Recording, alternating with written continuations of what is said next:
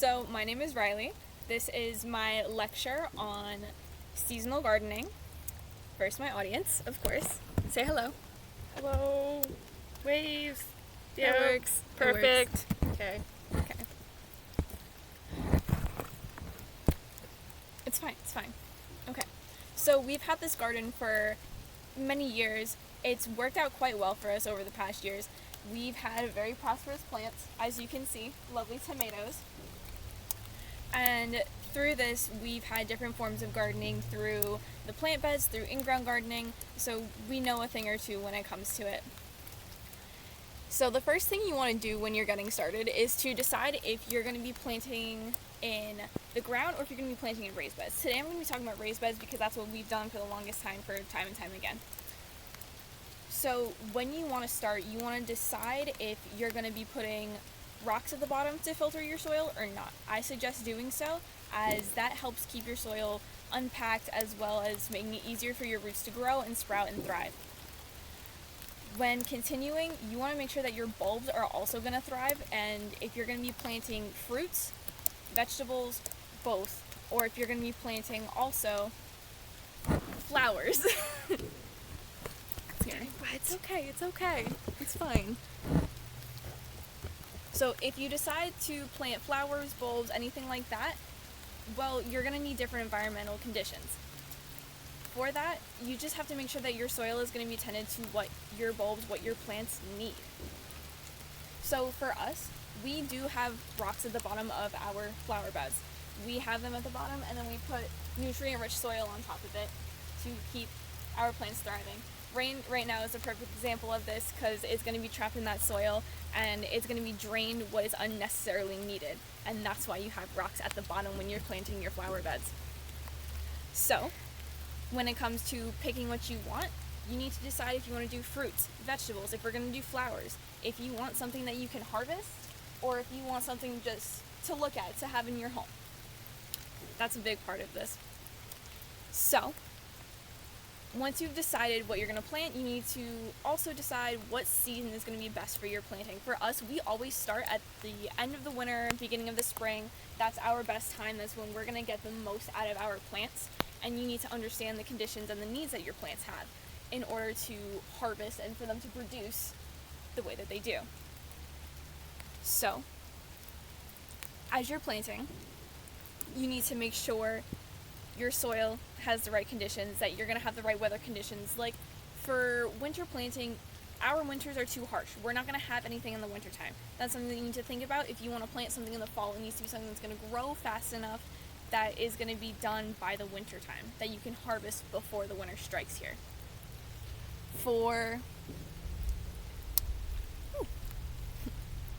So the spring is the most common starting point. Starting in the spring is what yields probably one of the best products, as now it's the fall time and we've harvested plenty of tomatoes. Plenty. And for that, now we're going to come into the keeping and the care for it. So the keeping and the care for your plants is very, very important. If you aren't paying attention to them in their early stages, they could die from overwatering. That's why you need to pay attention to the seasons and to your climate, as rain like this, if they're overwatered and you water them again too much, your small plants, your seeds, your bulbs are going to die out. When you take care of them and you watch them in their early stages, and once they start to grow and develop and they start to have their small trunks, then they're going to be okay.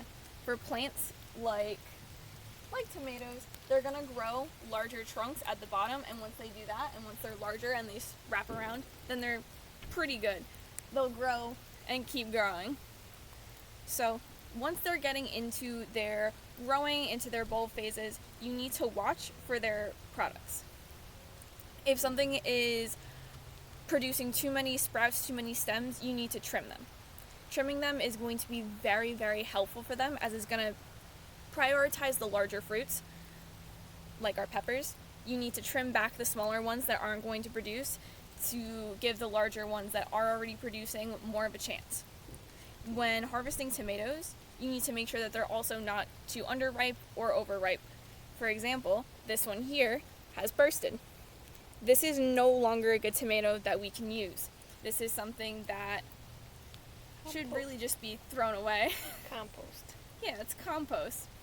We have plenty of tomatoes that will fall off, and once they do that, once they're burst and they fall off, they'll just become compost, and that can be healthy for your soil and for the next plants that do grow there. You have to be careful what you use, or it's just not going to be good soil anymore, and you're going to have to rip it all out and redo it. For our purposes, once they're done and they're dying, we trim them down.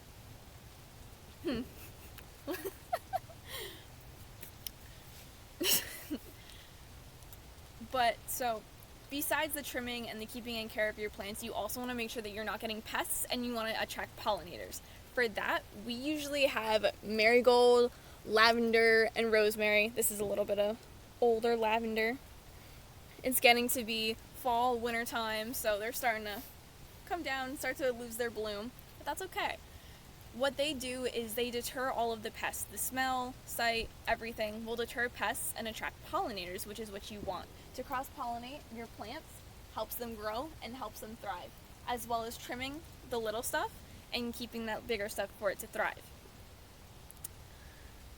Other than that, you just have to watch and be careful of what you're producing. The burst stuff is not good. Goodbye. Gone. I need to find a good one.